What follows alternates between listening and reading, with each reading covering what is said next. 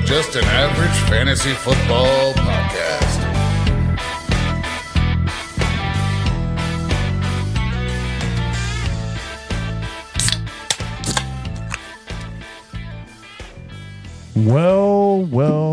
Welcome into Just. Okay, I didn't get that right in the mic. Just. I think I hit the clip. I think I was too loud and it clipped it. Yeah, probably. Just an Average Fantasy Football Podcast. I am your host, Daniel Hayes, with, as usual, Matt Baker. That's me. You can find us at avgffpod.com. Click the buttons there. Go to Apple, Spotify. You can look for us on other platforms by searching for Just an Average Fantasy Football Podcast. You can look for us on Facebook. We are also on X, even though there's not a ton of activity, but maybe I'll start trying to be better on there. We're on YouTube at avgffpod. And there's no video of us there, but there is audio with our logo, so we would love some attention there as well. And wherever you are, if you can give us any sort of feedback, that would be great. Any sort of reviews, things like that. Beer of the week, we would love that. We've run out of our own beers of the week options. We try to remember them, but we get out on a limb here and there and kind of grab something a little, off the cuff. But the last one we brought, which wasn't technically a beer, the whatever it was, but it was delicious. Oh yeah, it was very delicious. But yeah, we love that, and love any sort of feedback we can get and whatnot. So I do want to shout out to a guillotine league that I'm in with some guys. I went and put the website out on a bunch of my leagues, and that league had the most feedback. So shout out to those guys. I don't know. What's up? I'm not part of it, I don't think. But I don't want to call them out by their sleeper names without them saying that's cool. But I do want to shout out the league. I'm still in it. I think this week it would have to be the most insane Monday night scores that you've ever seen in your life for me to get knocked off. Would James Cook be part of that? Because he just rushed a touchdown. So no, that is good for some of my other leagues though as well. Okay. But so I'm this might be the longest I've ever actually stayed in a guillotine league. Oh, which means next week I'm probably going to get kicks. Yeah. Maybe not. Maybe. But not. I will say that guillotine leagues are one of the more fun ways to play. I wouldn't want it to be my only way of playing, but I do enjoy the extra challenges that they bring. And for anyone who doesn't know what that is, that's essentially you have a basic guillotine league is you would have 18 teams, and every week the lowest scoring team gets booted out, and their players all go to waivers, and you all bid your fab to buy their players to build your teams. Yes. So by the end of the year, generally you should have super teams that are going up against each other and whatnot. There are some formats that once the playoffs stop, they don't allow you to buy any more players. So, there's 2 weeks of playoffs. Once those two, or the last 2 weeks of the season, you better have your players. And in this league that I'm in, there's something new that I actually voted against because I'm a commissioner and I have commissioned guillotine leagues. And I was like, this is going to be a lot on the commissioner, but it's beneficial to everyone in the league. Where not only does he take the players and put them on waivers, but he splits the remaining fab that the team that got booted evenly among everybody. Oh, wow. But what was found out is that when you set the fab going into the seasonal sleeper, you can't, like if your fab is $1,000 or in this league, I think it was 400 or 300 or something. Yeah. It won't let you add above what the max is. Oh, whatever the max you started and with. So for anybody who hadn't spent their fab after that first week, he had to start a spreadsheet of what was owed. So as they spent it, he could come in and add more add back in. That's terrible. Yeah. And I think maybe had that been known, maybe it might have been. It wouldn't have been a suggestion. Yeah. Or he wouldn't entertain it. But again, I mean, it's just extra work for the commish. So for the rest of us, it's a bonus. Whee! Yeah, no. It's fun league. I highly recommend anybody that can get into it. And I will say, Paul Charchian, who created League Safe, he also created the Guillotine League, and he has a site set aside for that. But if you're not in a state that allows gambling, it's really, really difficult to use because the Guillotine app is tied to their gambling stuff too. So it's all about location, and then you got to do all this other crazy stuff. So it's a lot easier to just manage it yourselves within the other apps. But the good thing about the Guillotine app, not a sponsor, is that it automatically drops all the players, so you don't have to do that as a commissioner. Yeah. So anyway, but yeah, I highly recommend anybody can get into a Guillotine if you're looking for something a little different. Those are great leagues to get into. It's fun. It's definitely fun.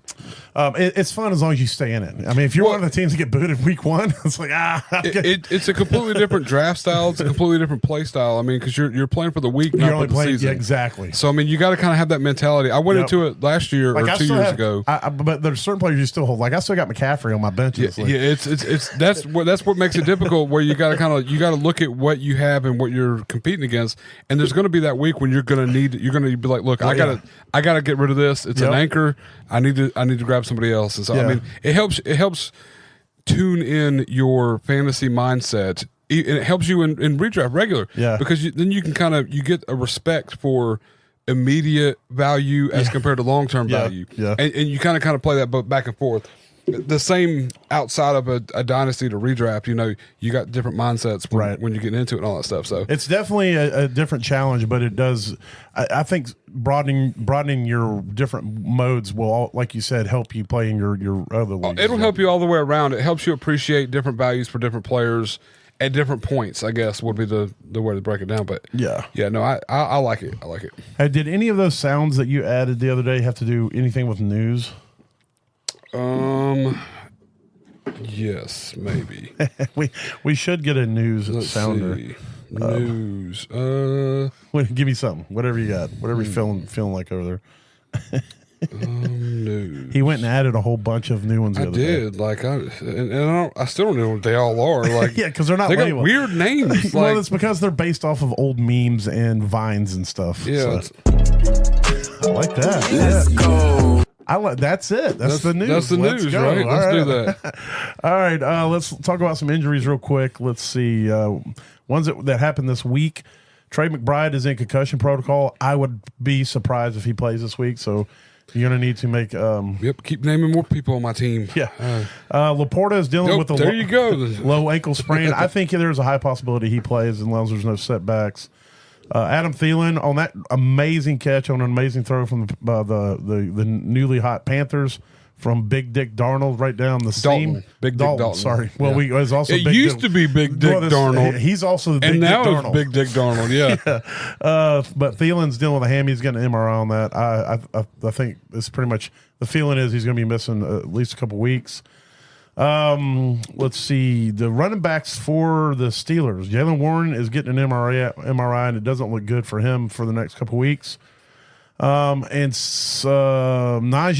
his arm was actually in a sling in the locker room. Yeah. So he didn't miss any time of the game.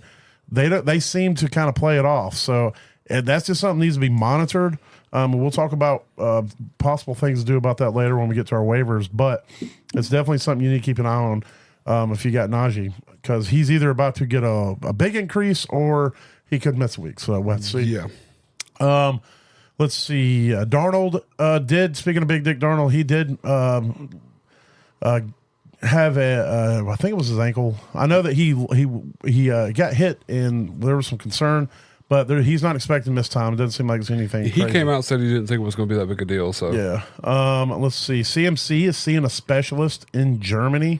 Yeah. So that doesn't go ahead sound good. This feels a lot like if you remember both the seasons that he missed with the Panthers, it was always like, oh, he's going to be back in 6 weeks, and he's going to be back in 4, and then he never came back. It's almost like y'all better be ready. He's going to come back kind of situation, and kind of like just put it out there like we're looking at him coming back in 5 weeks, 4 weeks, and 3. I'm at a point where I'm just like he can sit on my IR. I'm not even expecting to put him out there in redrafts. I'm going to try to trade him. I'm going to be looking if I've got him somebody else try to hold him or dump him. Yeah. I mean, if you can't get the trade done or whatever, I mean, and you don't have a ton of if you don't have IR space, spots, yeah. But I mean, this is I don't know. I might wait another week, see if there's any more info that comes out. But the thing is, if anything super detrimental comes out, you're not going to be able to move him for anything. Yeah, exactly. So I don't know. To me, depending on what my team needs, if I've got a really stout team, if I've got Jordan Mason and I'm looking good, I can stow him. Then maybe I stow him. Yeah. But if I'm a team that's floundering right now, if I'm struggling and it's broken arrow time, it's time to make some drastic changes. Then you need to fucking move McCaffrey, and you need to go get somebody who's playing right now who can get you points On a week-to-week basis. Yeah. I mean, you could package McCaffrey with somebody, and I mean, if you can find somebody who's loaded at running backs, and right now loaded at running backs includes Jordan Mason. You know, if you're the guy who didn't get Jordan Mason, then you know, maybe you find the guy who's got Jordan Mason, and maybe if he's got some other pretty solid running backs on his squad, maybe you try to move McCaffrey to him. That way, he's not really taking a huge risk getting McCaffrey because he's got McCaffrey's backup. He's got or she, they, them, yeah. So the others. And we'll talk a little bit more about the broken arrow situation too. I wanted to go into that for a minute. But see, Jordan Love is still limited, so he really wants to get out there. But they have a bye. I think their bye is not this week, but the following week. So I may be wrong about it. Week 5. I think they have a week 5 bye. So it could be a situation, or maybe it was the Rams because Cooper Kupp's going to miss week 4 too. But they're pretty much come out and said that. They did say he's pretty much not playing next week. Let's see. I think that's it on the. Oh no, Tank Dell's dealing with some rib soreness. Also had some wrist and hand issues. So Love's week by week is week 10. So okay, so I miss. Oh, I know. It's Herbert. Herbert's got a week 5 bye. That's what it was.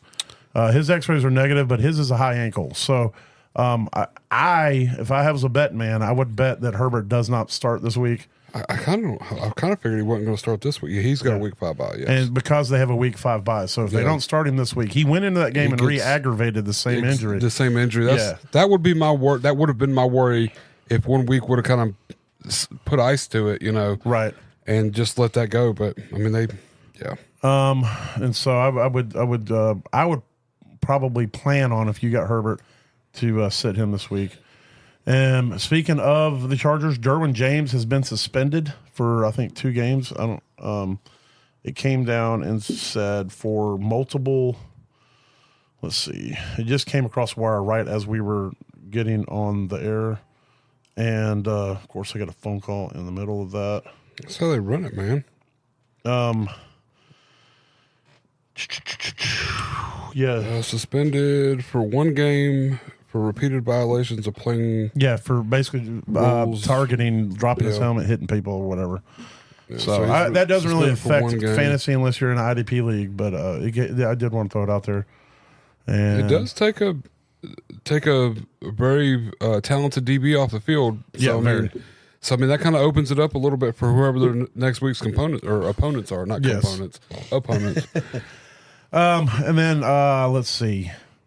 The only other thing that I wanted to bring up, and I just looked at, and Njoku's uncertain for week 4 as well. As I just looked at it, I don't have it in any particular order. Apparently, it just ran away from my notebook. What's that? The last thing that I wanted to mention that were in my notes. Maybe it was the Njoku thing. Njoku, yeah. I don't know. All right. Oh, the quarterback change. That's what it was. All right. And there's talk of quarterback change. And I did want to spend a couple minutes on this because I think this is stupid, and I think it's a knee-jerk reaction by the Raiders. That quarterback change. Yeah. So the Raiders are talking about Pierce came out, the head coach, and said that he hasn't ruled out making the change. We do know that Minshew got benched in that game, and Aiden O'Connell came out. And it wasn't like Aiden O'Connell came out and lit the world on fire. So my thing is that the problem with the Raiders isn't their passing attack. It's their rushing attack. Oh, it's definitely the rushing attack. They have no rushing game. Zamir White is trash. They're right now. Madison is outdoing him, and so I don't think that's the answer. I'm a Minshew guy, but you know, I would be honest with you. But like I said, going into the game this week, he had the highest passing percentage in the NFL, and he wasn't great against the Panthers. But when you have no run game, it's like there's no you're depending on him doing everything through the air. Exactly. And when you have Big Dick, Dalton out there slinging it like he was, then hey, you know, you're trying to keep up with that, and you have no run game, and then Chuba was absolutely mashing the defense. So I would be surprised. I think Pierce right now is just upset. I don't know if you heard his comments yesterday, but he was asked something about, the players. Some of the players in there playing hard, and he said that. Of course, I'm paraphrasing, but he said that he could definitely see that some players were making business decisions, and he said, so this week we're going to be making business decisions. Okay, yeah. I just can't imagine Minshew was part of those that were mailing it in, or he felt like was mailing it in. If that's the case, then yeah, I get it. But we'll see what goes on there. He's an old school guy. He's not going to put up with players half-assing it on the field, yeah, and stuff like that. So, all right. Well, from there, let's roll into fuck that guy. What do you got? Were you getting ready to hit something? Surprise, mother. Yeah, both those words. Yeah. All right. So, what was this? Allen just hit a 20-yard pass to Kincaid. That's not good. I'm playing against Kincaid in a league that I really desperately need to win. All right, let's kick this thing off. We'll kick it off with I'm going to do let's see. I'm going to do a quarterback, two quarterbacks. I'll kick it off with two quarterbacks. Okay. I'm trying to remember how Herbert played most of that game. So yeah, we try, anybody who cares, we try not to like roast guys who get hurt. Yeah, injuries are unpredicted, and yeah, it leads to a bad fantasy day. If we determine that they sucked because they got injured and didn't play a game, we're not going to roast them. Yeah, but Herbert was blowing. If it was of the game. terrible through most of the game and then he got injured, yeah, that was probably a savior, so that you didn't get all the force of fuck that guy from the beginning. So and then the guy who didn't get injured, CJ Stroud just looked confused. Whole game, their whole team got shook up. Well, they were running. So here's the thing: playing Minnesota defense is, Brian Flores is a magician. He is the king of disguising his pass rush, his coverage, and you could tell that CJ Stroud was very confused.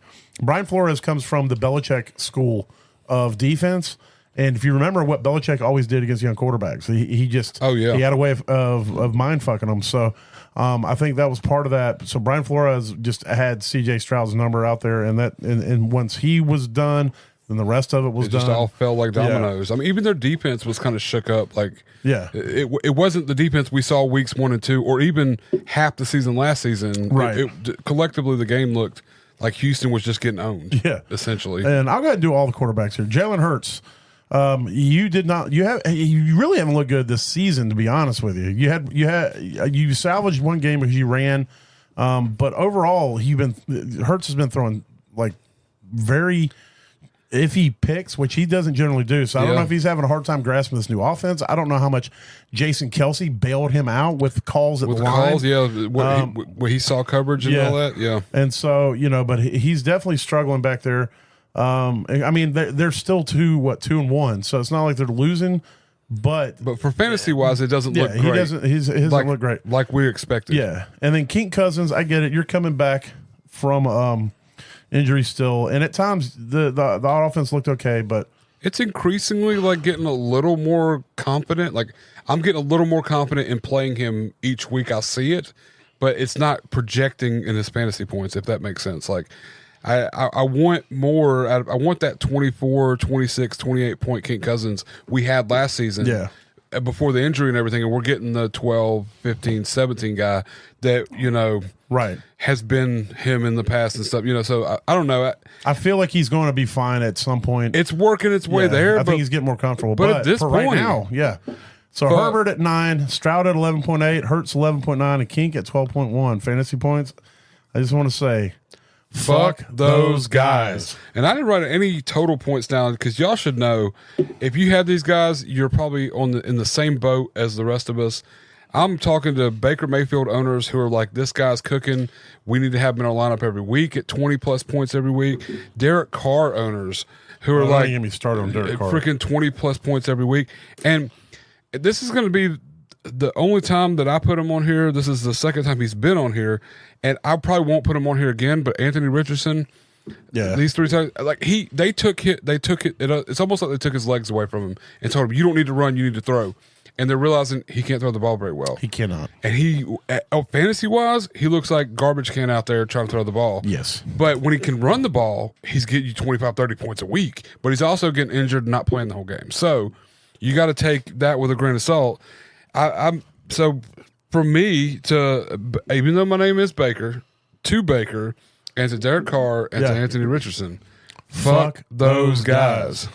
All right, so I got some running backs I want to throw out. Oh, actually, let's do these tight ends. Let's just knock all these tight ends. Get them tight ends. First of all, we're going to give Mark Andrews his own by himself. Yeah, he does need a little bit of Mark Andrews. I went hard in the paint for you, bro. In Dynasty redraft, I went hard in the paint last year. And last year it was all right till you got hurt, but I get it. You got hurt, so you can't predict can't hold that against so I had to you, eat it. This year, holy crap! I don't know what you've done to Lamar. I don't know if you hit on his girl, you owe him money. I don't know what it is. But whatever it is, I need y'all to patch it up because he scored the same amount of fantasy points that I did. Yeah, and you, me too. Yeah, and I can go ahead and just put it out there for anybody of Mark Andrews' status, or really anybody who plays in an NFL game on offense who can acquire fantasy points. If you score as many as me, you're not having a good day. You're not doing good. You can't brag about that. No, and so I want to say to Mark Andrews, specifically from individually, I just want to say to you, sir, fuck that guy. And then I'm going to throw my dude Kelsey in here and Brock Bowers. Brock Bowers put up 5.6. Kelsey put up 5. He was obviously a little bit better in a full PPR. That was a good game for Kelsey this year. Yeah, that was his second game of getting 5. It's again, I don't know if you've pissed off Mahomes, if there's beef because Mahomes isn't really a T Swift fan. I don't know. Maybe he said something that he's like he didn't really like the new album. Whatever it is, whatever's going on. Maybe it's because there was, like you brought it up, maybe that interview where Kelsey made fun of Mahomes' voice, Kermit the Mahomes. Whatever it is, I need some relationships patched up. We need to sit down. We need to have a mediation or whatever. And then Brock Bowers, you're a rookie. I get it. You're going to be hit or miss. And you're playing against that vaunted Carolina defense. But you've been money for 2 weeks straight. No, I was being sarcastic about that. Okay. And so to Travis Kelsey with 5 points and Bowers with 5.6. I just want to say to those guys, fuck those guys. And I don't have any tight ends, but I want to throw another quarterback out here. And this is a quarterback that's very loose. That's very true. But this is a quarterback just threw a touchdown to Dalton Kincaid, 14 yards. Oh yeah. So, I mean, I do have Kincaid, but it was in a league I've already won. You already won. Doesn't Yes. matter. Yeah. I just need the Allen points. I don't like the Kincaid, but I don't hate the Kincaid. I'm sure it's hurting me somewhere, but right now I'm fine. This is the hell of being in too many is. fucking It's leagues. just like at one point it's just like you got to go whatever. I'll look at it when it's all done. I'm going to drop the 3 leagues next year, and I'm going to draft all the same players. That's exactly. I'm going to have identical teams. But in this quarterback, and I'm not putting this quarterback on here because any of us played him and he didn't do good for us or anything, but I'm putting him on here because he killed their team fantasy production in general. And I'm talking about Skylar Thompson. Yeah. This guy. Because we wanted to go after Waddle, and we want to go after Achane, and we want to go after Tyreek. You want these guys in your lineup. At the end of the day, no, I'm just saying the reason we're not putting this on those guys. I don't want to yell at them. We're trying to put the aim where it should go. I'm looking at Tyreek Hill at the end of the game, had 5 targets, caught 2 of them, and got 3.9 points or something, 39 yards. And Waddle, I think he caught all his passes. Tyreek scored 5.5. Waddle scored 4.6. 4.6. Achane scored 7.3. 7.3. And these are guys that are putting up 15 or better every week. And there was nobody to take points away from Achane. Exactly. He was the guy. It just so I mean, I don't want to call out these guys because we drafted these guys high. We wanted these guys to produce. They've been producing with Tua. And now that Skylar Thompson's out there, he's like, you know what, guys? Y'all don't need to score fantasy points. About him anymore, though. It's either going to be Tyler Huntley, who they picked up last week, or they're going to get some. Or the dude that they came in for Huntley in that game. I know. I want to say Boyd, but I don't think that's it. No. It might be, but either way, but for the sake of this right here, from me. In the middle of my heart, since you killed me with my Tyreek shares, with my Waddle shares, with my Achane shares, to Skylar Thompson. Yeah. Fuck that guy. Yeah, that was abysmal. And then he got hurt, which was probably, I think that was when the offense picked up a little bit. That's when Waddle, Hill, and Aitchen got their points. Was when it was Thompson Boyle, was out of the not game. Boyd, it was Boyd. Boyle, that's right. Tim Boyle, which he's been in the league for a while, hasn't he? He's who everybody thought Andy Dalton was, the backup to every team. Who was the guy that you were like, he's the backup for every team? Glenn. Was it Mike Glennon? Mike Glennon. Mike Glennon, I thought was the backup for every team. Yeah. Well, that's Boyle now. and so I heard somebody say that about Darnold. They're like, wait a minute, Sam Darnold's starting for the Panthers? Isn't he the backup for every team? Oh, yeah. Not Darnold. Why did they keep saying Dalton? Darnold? Yeah, Dalton. Yeah. See, they're well, at least they both were Panthers quarterbacks, and they both have D in their name. Look, I was prepared for this in the beginning of the season when Darnold became a starting quarterback. I was like, I need to be on my toes to correct Daniel every time he talks, because Dalton is on the Panthers, and if he starts, Dalton will be Darnold for the rest of the season.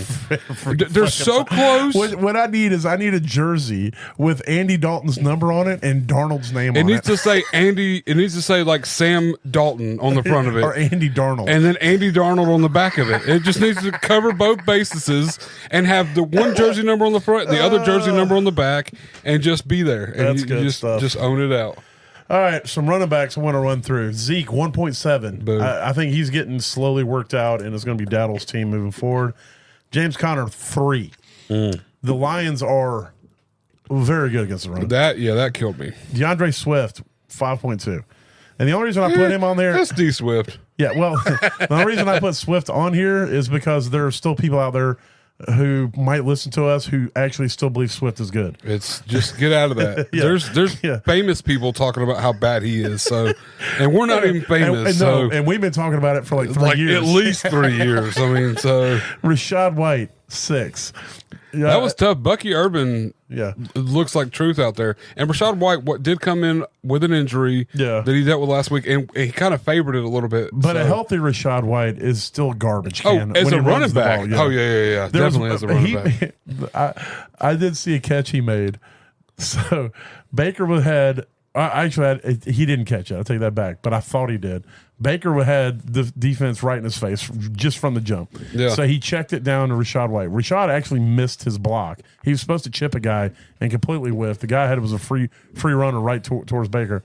So Baker threw him the ball, and he caught it like right at the line of scrimmage, but he had to dive for it. He like went way above and beyond to try to make this great catch. And then he got hit while he was going after it, and he still almost caught it. And I'm like, well, that's why he catches everything, because the dude's like Spider-Man, but it's like sometimes you just need to like – that one ain't worth catching, bro. You would have lost it to like 2 yards. I will tell you that you witnessed the only ball he hasn't caught this season. The only ball he hasn't caught this season. Yeah. He's had 13 targets and caught 12 of them. And that he missed, he had it. He should have had it, or he could have had it. As his quarterback made a bad throw, and he was getting hit as he was going for the catch.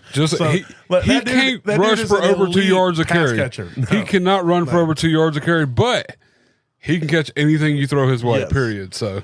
All right, so to Zeke, James Conner, DeAndre Swift, and I want to make sure I say DeAndre Swift because I don't want the wrong people thinking this is a different Swift because I don't need that in my life. No. To DeAndre Swift and Rashad White, we just want to say, fuck those guys. And I'll go ahead and bundle up these 3 running backs I got over here. Tony Pollard, we thought you were the guy, but your true colors are starting to show a little bit. Levis looked a little better out there, so maybe that's why you couldn't run. It wasn't a lot better. It was like if we saw Levis last week, that was like the Levis, and then this was like if you ordered Levis off of Amazon and they ordered it from Temu and sent it to you. Levis should be brown Levis. He should be the brownest. He should be rotten lettuce. All rotten. Yes, he should definitely be Will Brown lettuce. That almost works. Yeah. Anywho, and then so Javonte Williams, last week he kind of threw a spark out there and made us think that, hey, this guy might have something in him. You don't. No. Just don't play no more. I'm done. I'm done hoping. To Jaleel McLaughlin. He is the electricity in that backfield. He's the dude. Yes. He definitely looks a lot better every time he gets the ball. Yeah, it's so much better. And then I know you came into the game. You had an injury last week because they ran the shit out of you, and Jacobs. then Josh Jacobs, and then you had an injury coming into. We knew because all your backups are no longer existent. They're on the IR, except Emmanuel Wilson, and he's a rookie and didn't look great in preseason, or second year, sorry, and didn't look great in preseason. But you came out there and you look like you shouldn't have played at all, and you should have just let Emmanuel Wilson take all the touches, because I would have loved that. I picked him up Baker's bottom. I played him in 2 places. Wow. I didn't play him in another place. Were these dynasties? No, You're playing Emmanuel Wilson in I redraft should have leagues? played Emmanuel Wilson in a redraft league. I'm playing against you in one of them where I punted running back till 10th round, I think. That's so true. That's true. so I went way late, and I picked him up. But next week you're about to be 0-3 in that league too. I am, and that's okay because there's still the rest of the season to go. Yeah. And I mean, I got Braylon Allen now. I got Emmanuel Wilson now, and he could be a little something if Jacobs carries this injury. Whatever, but either way, I know you were injured, but you came in to play the game and to be the guy, and you didn't. You just didn't do it. You should have just sat out, and you wouldn't be on this list right now. That's all I'm going to say. So to Tony Pollard, Javonte Williams, and Joshua Jacobs, fuck those guys. All right, I'm going to finish out my list with 4 wide receivers, and these are big name wide receivers. These are guys that you depend on. These are guys you're going to start. You have no choice. Mike Evans, 2.7 fantasy points. Juwan Jennings and Brandon Ayuk, but also Juwan Jennings, and because Juwan, I mean, come on, like okay, Debo's out. Who's going to get all the targets? Ayuk. Juwan Jennings is going to get all the targets. Yeah. So Juwan Jennings scored 8. I think he just scored another touchdown when we started the podcast. He started the game with 2 touchdowns before anybody even put him in their lineup. Yeah. And then, oh man, it's so crazy. And yes. so Jennings is in here because of what he took away from Ayuk. Yes. Michael Pittman Jr. 5.6. Devontae Adams 6 and CeeDee Lamb 6.7, and there might be some drama in Dallas with Prescott and CeeDee. There seemed to be there was some tension on the sidelines. That game was a little there's a little contentious. It reminded me of like an Alan Diggs kind of situation there for a second. The whole back and forth, but yeah. So to Mike Evans, Brandon Ayuk / Juwan Jennings, Michael Pittman Jr., Devontae Adams, and CeeDee Lamb, I want to say, fuck those guys. And I only have one more guy on my list, and this isn't your typical fuck that guy. This is one of those where it's like, dude, come on. So we started this season off with drafting DeAndre Hopkins in our leagues, and we're getting him in the 5th round, 6th round. 7th. We know we got Will Levis on the targets. This is a weird thing to be upset about. But dude, like week 1, he's in your lineup. 1 reception on 1 target per 8 yards. He got you 1.3 points. Yeah. Week 2, 2 targets for 1 reception. I know. And 9 yards. Yeah. And then all of a sudden, week 3, you're like, fuck this. I can't afford to do this. I'm going to play, let's say I'm going to play Jaden Reed. If you did, you'd be great, though. Yeah, but Jaden Reed only got like 9.7 points this week. But I mean. But DeAndre Hopkins went out there and put up almost 20 points. Yeah. On 6 catches, 73 yards, and a touchdown. Out of nowhere. Will Levis needs to be a part of this. I told you, Will Levis looked a little better this week. He didn't. And DeAndre Hopkins benefited from that little bit. That little bit. D-Hop got it all. Every bit of it. They took away from Tony Pollard, and they gave it all to DeAndre Hopkins. Only one person on this offense can be fantasy viable as long as Will Levis is behind the helm. Yeah. And this week it was DeAndre Hopkins. Yeah. So, I mean, not to DeAndre Hopkins. I'm not going to join you on this because bad. D-Hop is one of the reasons why in that guillotine league I'm still be alive. I bought D-Hop. He was the only one that I was able to buy last week from the team that went down, and I put him in for Zamir White or somebody. Look, I lost 2 matches this week because I sat D-Hop thinking that it's going to be a Will Levis. See, I think you need to put yourself on the list then. Both of us. Who did you start over? Who did you start? I'll tell you over D-Hop then, because that's what I want to know. I want to know how good was your roster that you're. If you say Emmanuel Wilson, then you got to take D-Hop off that list. Emmanuel Wilson did just as good as D-Hop, so I would have been fine with that. No, let's see who did I put in over him. In this league, I played. Where's he at? Lad McConkey over him this week. See, I would have never done that. 7.4 points, Never which in is a million. still. That's on you. Yeah, Put your name on the list. I'm going to put my name on the list. I'll go ahead and put my name on here. Let's see, where else did I got D-Hop at one more where it was like. I played him over Tyler Algier and Justice Hill. I played D-Hop over both of them. I'd probably take that shot. Well, I mean, Justice Hill would have been a little, because they just signed him and maybe they'd use him a little more, which they didn't. But I mean, he's still got like 7-8 points, which to me he's been averaging 6 points a week, which is more than D-Hop has this season. Yeah, but until this week, and you know the shoe's going to drop. But I don't know. Yeah. It's one of those. It's just hard for me.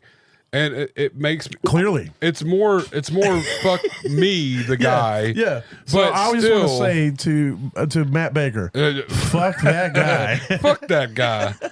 But yeah, no, and it's mostly Will Levis, but I mean it's still the same aspect. It's like his Mayo freaking cologne or whatever. That's true. In this league I played Jalen Warren over him in my wide receiver flex spot. That didn't work out at all because Warren left the game early, but injury, you know, I whatever. might have done that. If I had Warren, I might have played Warren. But yeah, I get it. So yeah, it's just go ahead and it's just upsetting. I mean, throw it out to him. Get it off your chest. Look, dude, fuck that guy. I mean, nicely, but fuck that guy. All right. Well, from there, let's hit on some top performers. All right, we'll start it at quarterback. Dak Prescott did not start off well. Now, I do want to also say this. This is before the Monday night double game, so you got 4 quarterbacks playing tonight. But Dak Prescott currently is the QB1 on the week. He scored 29.9 fantasy points. He picked it up in the second half and was able to salvage the week, even though they didn't get the win. Lamar looked good, mostly on the back of rushing, but he made some pretty very efficient. That's one thing with Lamar. When he's on, he is maybe the most efficient passer in the league. Brock Purdy went out there and sliced and diced the Rams, even though they got the L. He threw 3 touchdowns, had 25.8 fantasy points. Malik Willis. If you'd have told me Malik Willis was going to go to Green Bay and be a good quarterback and win 2 games in a row, I would have punched you in the face and laughed. Maybe not punched you in the face, but it would have been so insulting to me that you would say something like that I would have been angry about it, and then I would have laughed at you hysterically for being an insane person. So does this mean that Will Levis is that bad? Well, we saw Malik Willis look like the worst quarterback ever. But behind Malik Willis never played for the current coaching staff for the Titans. Okay. So that's the same thing. What's kind of going on in Carolina is where you got this whole the staff that is currently there. These aren't their guys. Mm-hmm. So, good on Green Bay and the coaching staff for being able to make Malik Willis or help Malik Willis go out there because he's one that does it. And he's a QB4 on the week. Big Dick Dalton out there slinging it. I'm talking about slinging and making passes that only a handful of people could even make. QB5 on the week. And then right up under him is also Big Dick Darnold with 23.2 fantasy points, throwing to 4 different receivers with touchdowns. Very efficient. I don't even think he passed for 200 yards, but I threw for 4 touchdowns.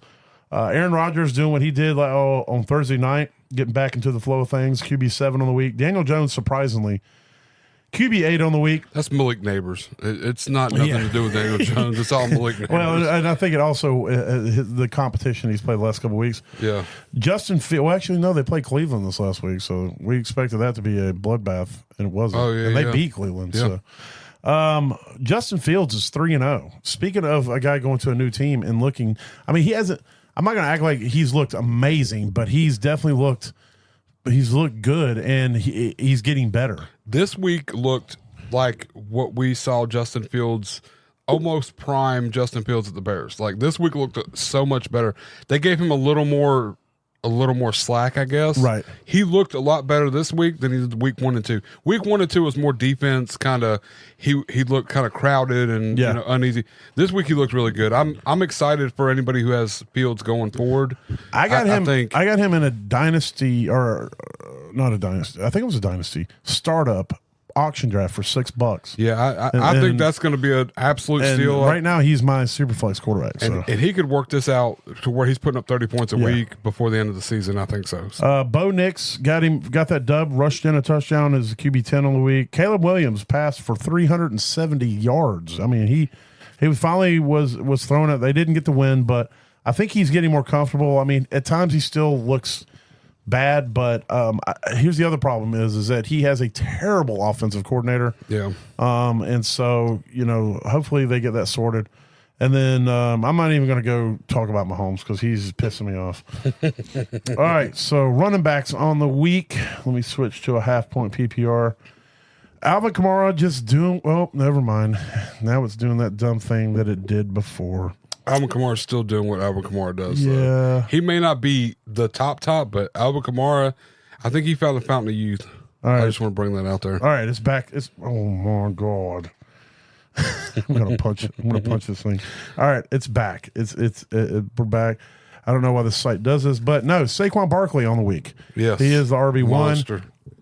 Kyron Williams got it going with some touchdowns, and as the Rams beat the 49ers, which we did not expect that.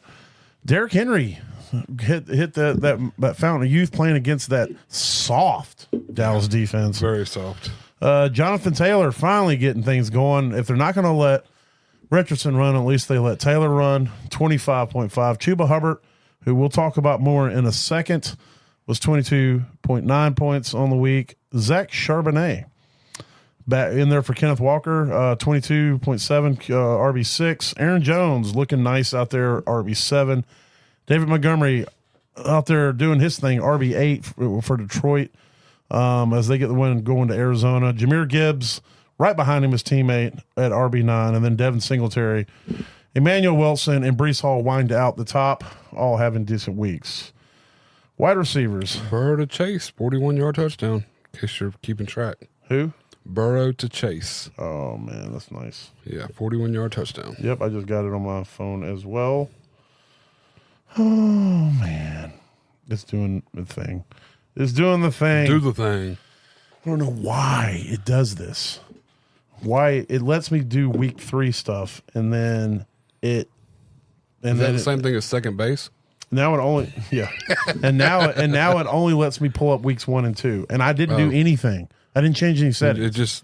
I just moved from one position to another, and then it was like, nah, you can't look at week 3 anymore. You're not allowed to see that. Yeah, so I'm pretty sure Juwan Jennings is the top. I don't know what you usually pull up whenever I can't do this, but I'm gonna try to pull up something else.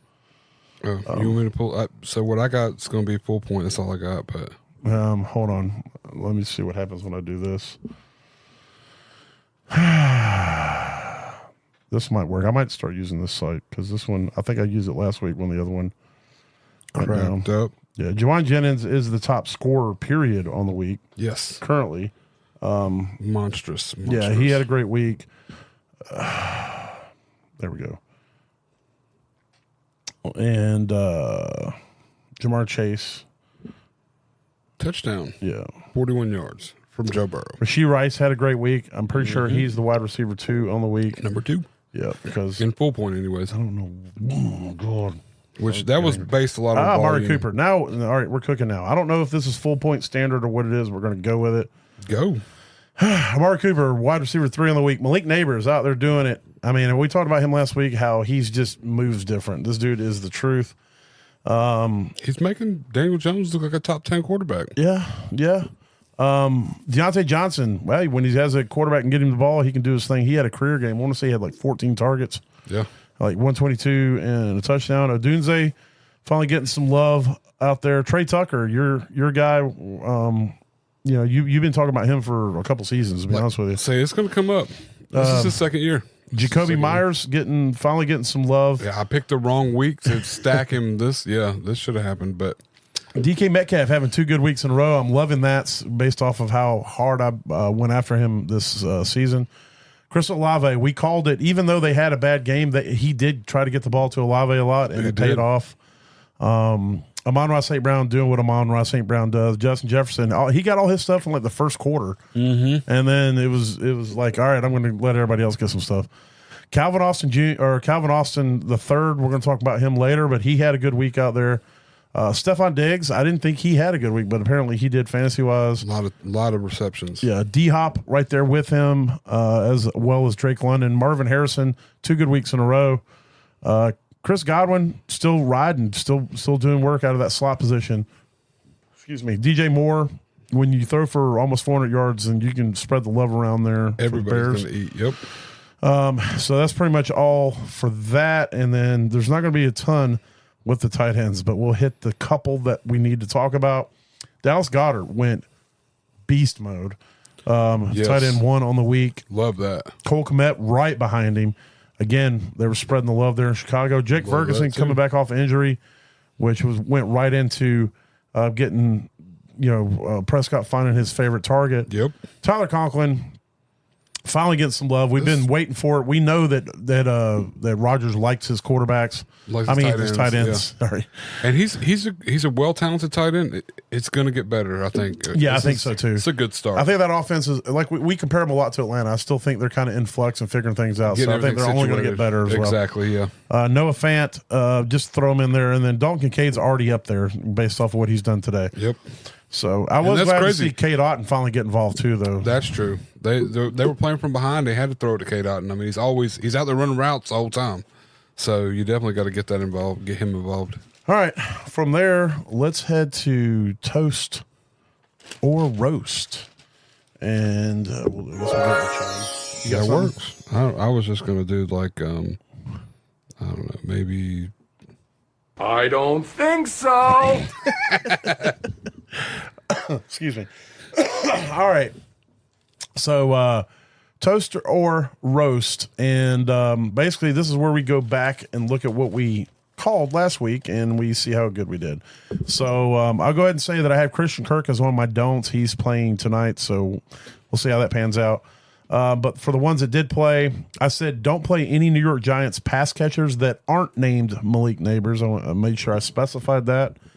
And Wandale wouldn't have killed you, so I don't really count that as necessarily a win, but he wasn't a smash. He got 9.6 and a half point, 9.6 in a half point PPR. And then Darius Slayton only got you 1.2, and those are the only 2 wide receivers that even scored points, but that weren't named Malik Neighbors. Yeah. And then I said, don't play Herbert against the Steelers. He was nursing an injury, and the Steelers were tough against quarterbacks. He put up 9. So I'll take that as a win. Thank you. Oh, yeah. Appreciate that. Yeah, I see you in the back, guy. I hear you yelling. Yeah.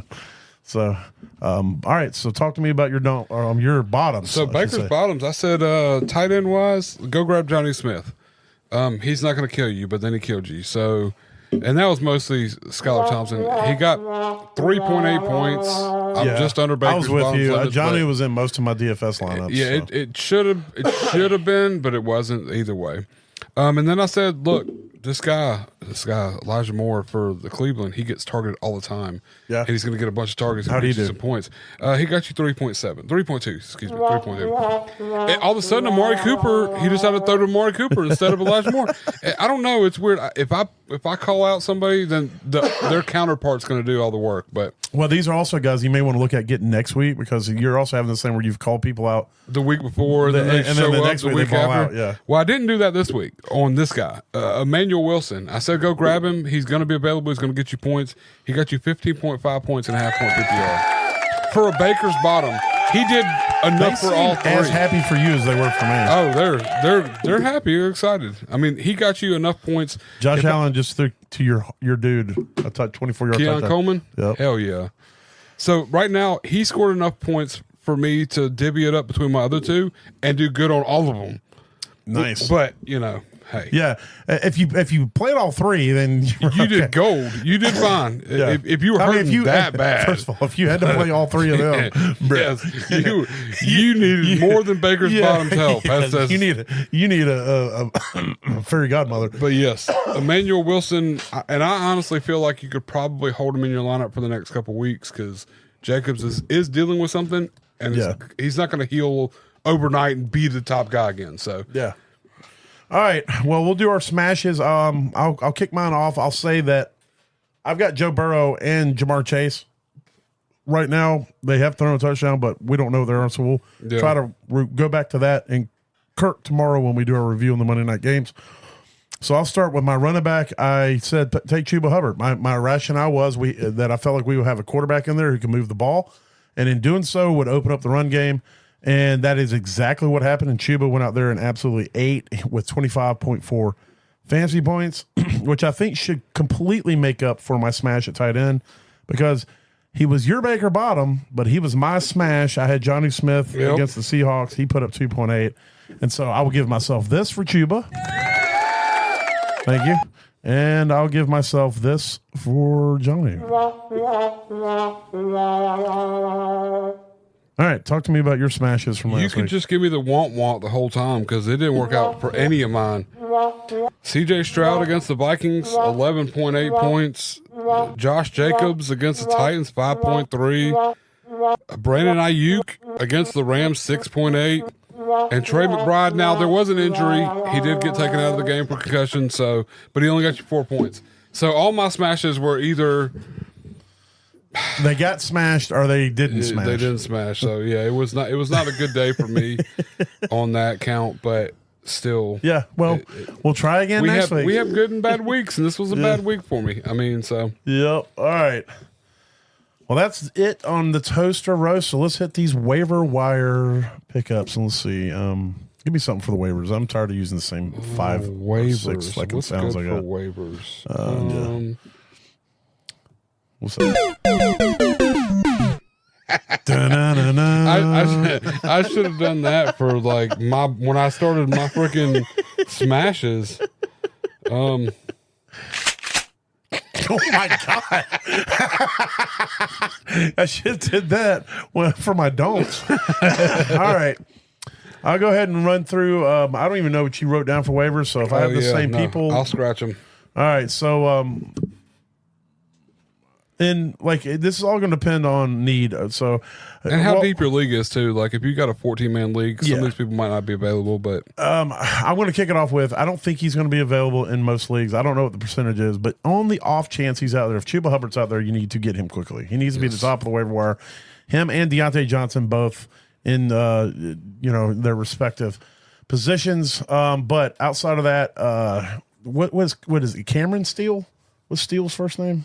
Carson Steele. Yes. I wrote C Steele. I should have wrote it all out. So Carson Steele. Which he runs hard. He runs at the defenders like Pacheco runs at the ground. And like runs against the ground and the ground. Very similar. They are really similar. Yeah, they're both very angry. It's just at the ground and at the people. Anybody in front of them. Yes. Anybody in front. There was a old lineman blocking for Carson. He ran into him and pushed him over into the defender. Yeah. I was like, good God. Yeah. I was very like humbled when I watched him run the ball a few times. I was like, this guy's undrafted. He's not going to be much of anything. It's just going to kind of flash. No, it's not flashy. Yeah. Dude is just electric through them. Yeah, people, he didn't do great. I mean, I think he got you like 9 fantasy wise, it was like points. 8 or 9 points. Yeah, yeah, but he didn't kill you. If you were having to play him, then it's fine. But I think he's going to get better. And Pacheco's going to be out for a while. So the only thing was going to come in and affect him is when and if Kareem Hunt gets up to speed. Braylon Allen, he needs to be played. He can basically right now, based off the last 2 weeks, he can be a good flex play. And if you're in a double flex league, then Braylon Allen is a guy you can throw in there. He's fixing to be my starting running back and hooligans. So Bucky Irvin is another one. He's in the same kind of category to me as Braylon Allen. But here's the difference between Braylon Allen and Bucky Irvin to me. Bucky Irvin could potentially take the starting role, and I think it's going to always be a committee. In Tampa, but I think he'll take all the run work. And Rachaad White is relegated to just that third down back. But the thing is Bucky Irvin, especially in college, was also pass catching. So, I mean, this dude could, if he becomes very efficient as a runner, I don't think he's going to completely eliminate Rachaad White from the game plan, but it could become like a 60-40 split. Yeah. And Bucky Irvin is a guy who can break it anywhere on the field. Rachaad White is not a guy who can break it anywhere on the field. No, he's relying on volume, yeah. And Bucky Irving, if he gets 10 to 12 touches, he can be nice. Yeah. Oh, yeah. Nice. Cordell Patterson, just because of the injuries that are going on currently with the Steelers, you need to make sure Patterson at least is on your bench. And then I would have probably raised this guy up above Cordell Patterson, but Rico Dowdle, if he's out there, you need to grab him. The run game in Dallas right now isn't great, but if they get things sorted, I mean, their O-line is generally a good O-line. So, and I think Dowdle's becoming the main guy slowly. He's not like an athlete like Bucky or Braylon Allen. Those are better running backs, but Rico Dowdle could be serviceable for you down the field or down the line. And I just think that Zeke is going to become basically droppable probably in the next couple of weeks. Yeah. So, are there any other running backs that you got that I don't have? The only other two that I have, and this is like based on depth, like if you just need the depth, or like you look at Antonio Gibson, increasingly getting more usage, and in the pass game, he is becoming that guy for them. And I think if Drake May does get to see the field more, Gibson's value is going to go through the roof, and you don't want to miss that. And then Tyrone Tracy, and not based on anything outside of the fact that Malik Neighbors is really opening up that down the field stuff for Daniel Jones. So Devin Singletary, we know he kind of can flash here and there, but I just think that Tyrone Tracy he played 31% of the snaps this last game, which he's only played like. Yeah, he just got 1 yard. But he's only played like 18 to 20% of the first two games. Yeah. So they're slowly working him into this offense. And I think Tyrone Tracy is a guy that can take the job from Devin Singletary for sure. if he's given the opportunity. Yeah. And they're working that opportunity out. He's a good cuff. You don't want to miss out on when the guy does take it or does at least step up enough. Even if it's 50-50, he's more explosive than Singletary is. So just if he's out there, he's only on 10%. So grab him if you got room. Not for this next week, but just be on the lookout. All right. Deontay Johnson at wide receiver, like I said, if he's out there. Darnell Mooney, if he's out there. Yes. Quentin Johnson, if he's out there. These are the three guys that are most likely may not be available, but if they are, you need to snatch them up. And I would do it in that order. Deontay Johnson and Darnell Mooney are at a tier above Quentin Johnson just because they're going to be on teams. They are on teams that pass the ball more. Yes. Juwan Jennings in the near future, but you have to say this, maybe not with a grain of salt, but you have to take it with some reality that says last year, I think he scored a total of 37 entire fantasy points. And this is the first time he's ever played a game without Kittle, without CMC, and without Debo. Yeah, that's a lot of missing pieces. Yeah, and so I do think Debo's going to miss another week or two, but Kittle could be back next week, and that could severely cut into Jennings. And I do think Ayuk is going to become more integral into this. I think that he hears the things people are saying, and I do think that he didn't have any preseason, so he's still trying to get into the two things. So I would at least give Ayuk another week or so to get into the mix and become more viable. So I don't expect Juwan Jennings to put up 3 touchdowns again, but he is still somebody in deeper leagues you can play in a flex, at least till Debo gets back. Yeah. Now, these next 3 guys are guys that could potentially turn into something very nice depending on how their team's offenses evolve. Jalen Tolbert is becoming the number 2 receiver in Dallas currently. He got a touchdown this last week. His targets are going up. Brandon Cooks are going down. And he seems to be becoming a very more reliable option going forward. And he is definitely somebody you need to get on your roster, even if you're not going to be able to play him. Just because that offense their defense is atrocious right now, and which means they're going to have to do a lot of passing in order to compete. And we saw what happened last year. It took about 4 or 5 weeks for them to get clicking on offense, and when that happens, Jalen Tolbert could become pretty nice. Calvin Austin Jr. for the Steelers. It looks like him and Justin Fields have something going. I mean, Calvin Austin the third. I'm sorry. Yeah, the third.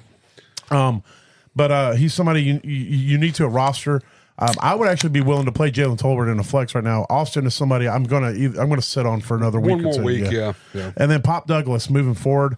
Pop Douglas finally was getting targeted by Brissett, and whether Drake May or Brissett are out there, I think the Pop Douglas is the number 1 on that. If they have any hope of competing in games or trying to compete, he's going to Demario Douglas is going to be the guy. So, any other wide receivers or anything you want to add on to anything I said about these guys? No, that's pretty good. The only another two deeper ones, just in case you're digging super deep. Trey Tucker, of course, I've been saying it for the last. It's going to happen. It's slowly working its way into it. He had 9 targets this last game. He's really the only speed top end option. So he's still going to be volatile. Yeah, exactly. But he's definitely somebody who, if you're looking for upside for a week, if you're in a matchup where you're like, I don't know whether I should play, I know he's hurt, but somebody like Adam Thielen in my flex or Trey Tucker, I would play Tucker if you're looking for upside because he's a guy that can on 3 catches could get you 2 touchdowns. And especially if they're going to use him like they did this last week, or even half. I mean, he's averaging like 2 or 3 targets a game until last week we got 9. So I mean, that's a big uptick for somebody who, is only owned in 3% of leagues. I mean, this is a guy that you could easily put on your bench this week, and if it duplicates itself, start him. Yeah, put him but in your flex. I mean, you also have to take into account that was at the detriment of Devonta Adams and at the detriment of Brock Bowers. So there is going to be flux. Yeah, but so back and forth. Again, he's somebody you need to be looking at because, like I said, he's really the only he's the only option on that team that can take the top off of defense. He could definitely boom out.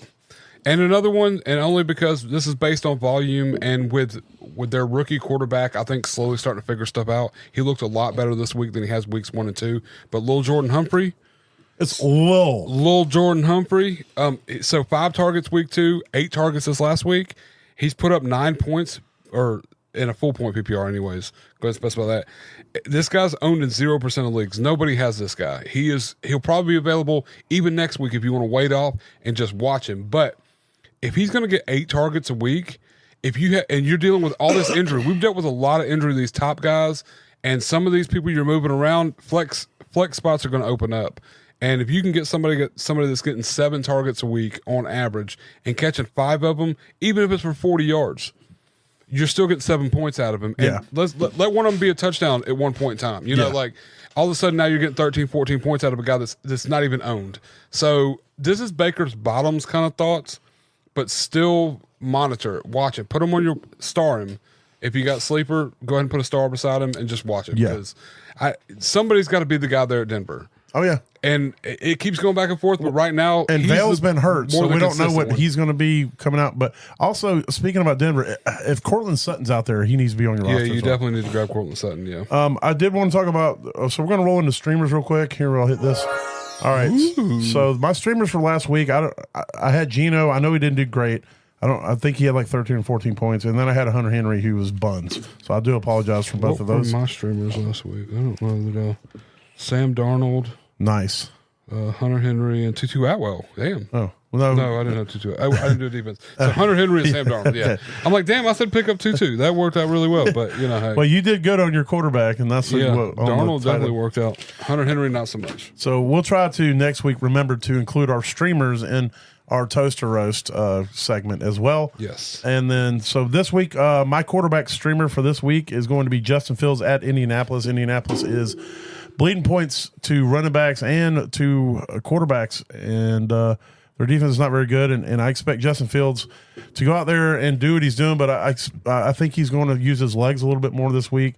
And based off the fact that their run game could be suffering a bit, and maybe they're going to lean on him to utilize that a little bit better. So this could be one of those weeks that you love getting where he's a top 5 guy. And so if he's out there, he's on your waivers, you need to snatch him up regardless. But this week would be a great week to do it against the Colts. Who is your QB streamer of the week?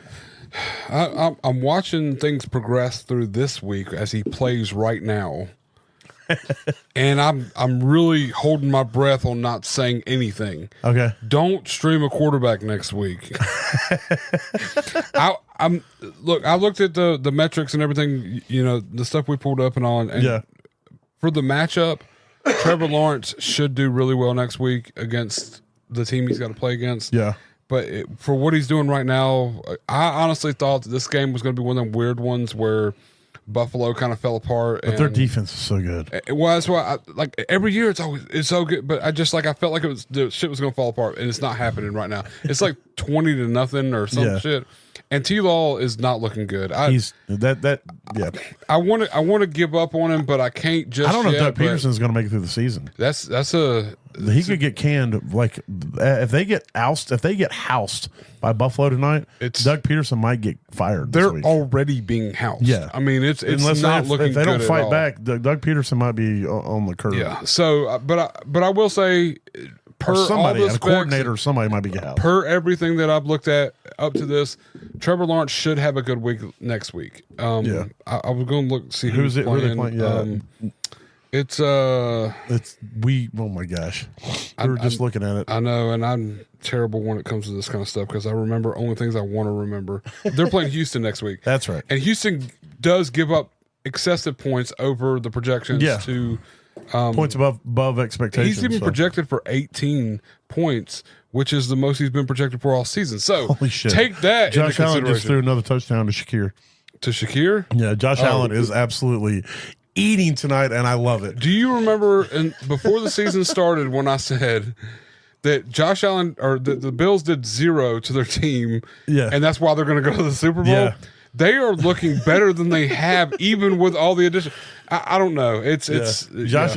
Josh is he's on one tonight thus far. He's on one this season so far. Well, he's kind of off. I mean, they won last week, but fantasy-wise, he killed me last week. He did hurt a lot of people. But I'm just saying, like, as far as Allen's production, Allen is on one this season. Like, he hasn't thrown any pick, or I think one pick, so far this year. Yeah, I don't. Might have thrown one last week. Super conservative. But I don't know if you know this, but they had an anonymous poll come out, and he was voted the most overrated player in the NFL by players. Yeah, by his own players. Yes, and so, I feel like he wants to really prove something, because I would never vote that guy most overrated. Not most overrated. He is, to me, Josh Allen is to me the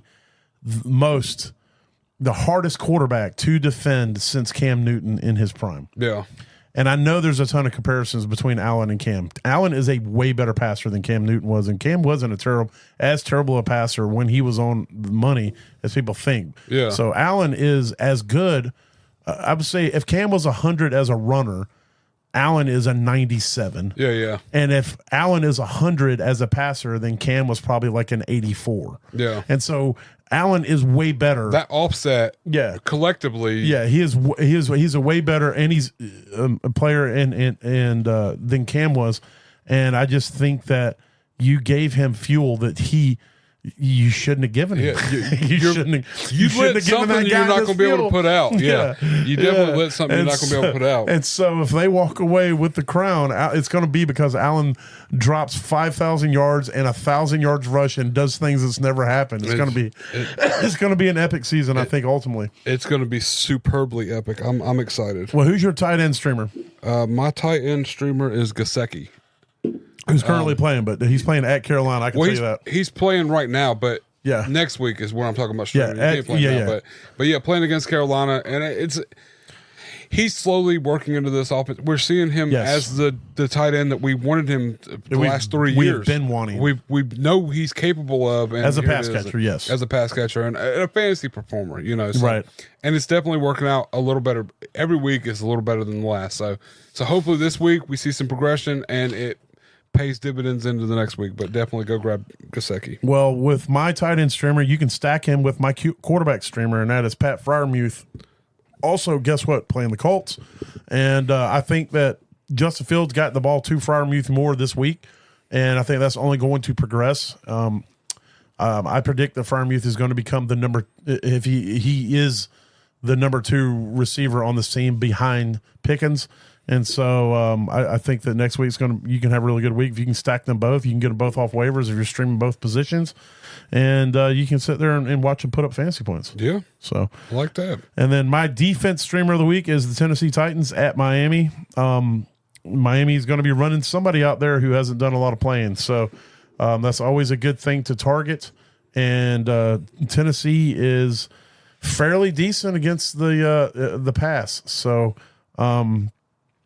If you get somebody, even if it's Huntley, which I think Huntley is the option for if you're playing this defense, he's the one you want the least out of Boyle or Skylar Thompson, which I don't expect to be Skylar Thompson. But either way, whoever it is of those 3, I think you'll have a pretty decent week out of Tennessee. So nice. And who is your defense streamer? My defensive streamer is the New Orleans Saints. Only owned in 16% of leagues, which is crazy because their defense has been money up until last week. And they're not hardly being played, but they're playing the Falcons this next week. And as much as I feel the Falcons are doing good, they still make mistakes. Kirk's thrown 3 interceptions already this year. He's also fumbled the ball 3 times. Also, Bijan's fumbled once. What's his name? Mooney fumbled one this last week. No. There's susceptibility to this offense, and I think the Saints they're going to utilize that. Yeah. And they're not even owned. Like I said, it's 16% of the leagues, which is really shallow to me. Like I didn't for expect them for a defense that high because I don't know what they've done in fantasy this season. 15-9-15 in a basic league. So I mean that's insane. That's great points. To have those and those to not be points. owned. Yeah, because if I can get a team that gives me 5, if I've in the few leagues that I have to play defense, if I can get a team that if I can just get a defense that doesn't get me 0, as long as you don't get 0 or lower, I'm happy. I'm playing that game with the freaking kickers right now, man. If I can get a kicker that gets me more than 1, man, I'll be so ecstatic. Oh God, I hate kickers. It's the worst. The last 2 weeks, I've had 4 different kickers. Yeah. 2 leagues with I only played 2 that have kickers. Yeah. And in both of them, I've had 2 kickers each week, and I've gotten 1 point out of each of them both weeks. Every league that I commission, not every but 2. All but yeah. I have gotten rid of all but 1 that I've gotten rid of kickers. Yes. And all but 2 I've gotten rid of. Well, all of them I've got rid of team defense. Yeah, but in 2 I play IDPs, which is junior linebackers, which I like. I like individuals. It's a far more predictable thing. As long as you're paying attention. I hate the unpredictability of kickers and team defenses. And defenses, yeah, I hate it. And it's nobody puts any sort of like actual research into defense and kickers. Like they don't put a ton of energy. They're just like, I don't know. This guy put up 12 points last week. I'll put him on. Let me grab him. Yeah. And then so I hate it. I hate kickers and defense so much that it makes me angry. Which is why we don't do any fucking kickers on the show. We barely do defenses, but we never do kickers. Defenses are a little more manageable. Yeah, but kickers are the worst. I hate it everywhere. I don't, and because you can easily have a game where. Like Dallas's kicker, for instance, they scored 1 touchdown. You know what I mean? Yeah. In the beginning of it, they had 1 point, and then all of a sudden, at the end of the game, he has 5 points, but Dallas scored 38 points. You know, and the kicker scored 5 points. Or you have a kicker who the team is getting housed, and he gets 1 opportunity to kick a field goal, but it's like 62 yards. It's like 50 yards, and he misses it, and he gets -1. Yeah, exactly. And then you end up losing by a point because a kicker missed a 50-yard field goal. That makes me want. In the one league that I do have kickers, and the only reason I have is because it's a family and friends league, and for some unknown reason, there's a whole bunch of them who like kickers. Is that I make anything over, I want to say 45 or something, whatever the setting is. Anything over that, you don't lose a point if you miss it. Yeah, as long as and that should be. Yeah, if a kicker's forced to go out there and kick a field goal at 58 yards, that's not an expected kick. Exactly. So they shouldn't be penalized for losing it. But he does lose 2 points if it's under 25. If they miss an extra point, lose. Like Tyler Bass lost the first kick tonight. The first touchdown, Tyler Bass missed the extra point. Lose 7 points. You just go sit on the bench. That's the only thing that's expected of a kicker is the extra point. Yes. The field goals are like bonuses in my opinion. Chip shots. I would say chip shots. 30 yards. Yeah, 30 or under, you better be making that shit. But that's essentially a field goal or an extra point. But true. But either way. Well, there it is. There's the week 3 recap, and we'll be back with you tomorrow, hopefully, as we get ready for week 4. But like we always say, if there's anything we say or do helps you get to that average place in your league, then we did our job, because if you finish average, you didn't finish last. And so I hope you guys had a good fantasy week out there. I hope you have a good Monday night, and as long as you're not playing me, I hope you get all the wins. Exactly. So y'all be good out there. Later. Holla.